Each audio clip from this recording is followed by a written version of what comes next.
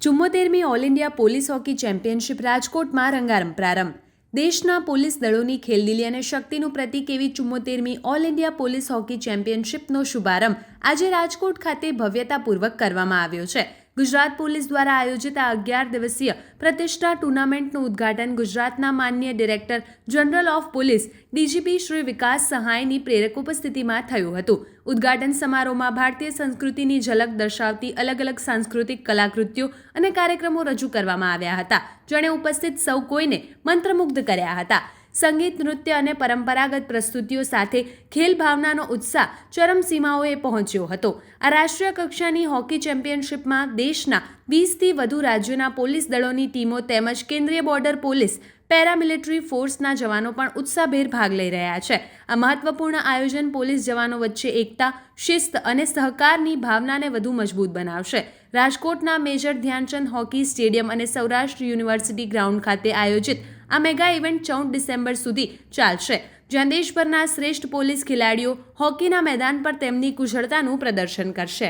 समारंभ में हमारे साथ मंच पर उपस्थित धारासभ्य श्री दर्शिताबेन,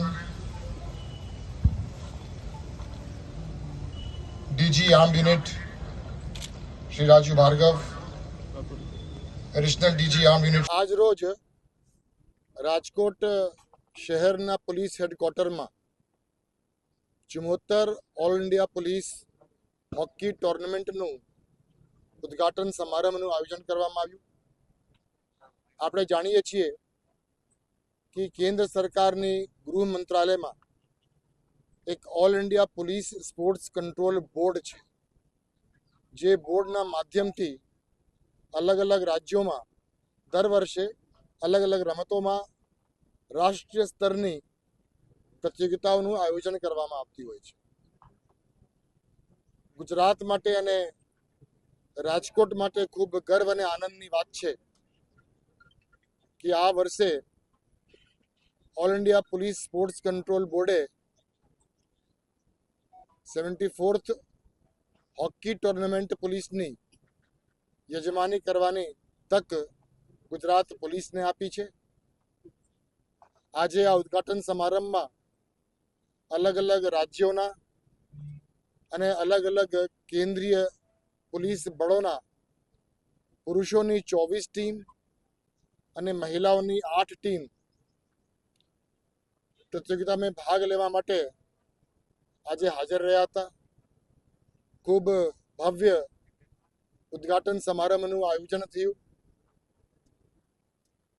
આપણા દેશમાં હોકીની એક ખૂબ ગૌરવશાળી પરંપરા રહી છે. ઓલિમ્પિકના ગોલ્ડ મેડલથી લઈને